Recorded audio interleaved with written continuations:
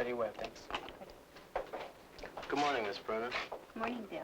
How's it going with you? Oh, very good, thank you. Morning, fine. Good morning. Would you like me to continue working on the calculator? Yes, and Mrs. Sterling will be with you in just a minute. Thank you. Good morning. Vocational rehabilitation is not an idea. What is unique about this program is that it is based in a general hospital and is dedicated to the belief that vocational rehabilitation is a necessary adjunct to medical rehabilitation, and that both are part of the modern hospital's expanding view of its role in the community.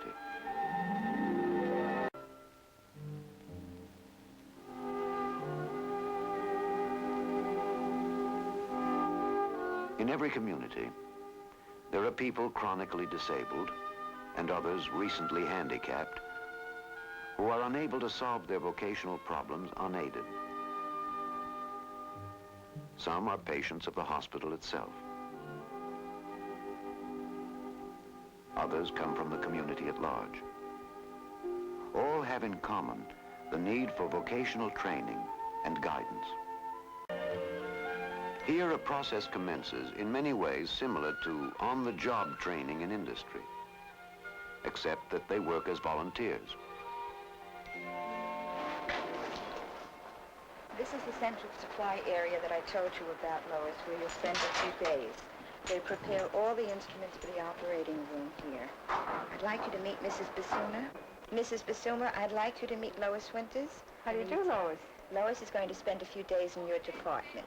We know that she has good hand dexterity, and we've trained her to answer the telephone and take messages correctly. Well, it's just fine. It's exactly what we need. Perhaps I should... As a volunteer, she will perform a useful service to the hospital. At the same time, she will gain valuable work experience.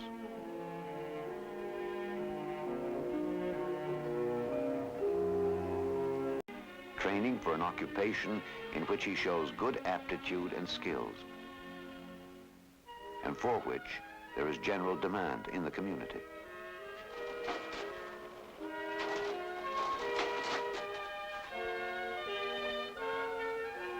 As he nears the end of his training, the direction of Joe's program is discussed at the regular evaluation conference with the representative of the State Division of Vocational Rehabilitation, whose agency has a public responsibility for getting the handicapped person back to work.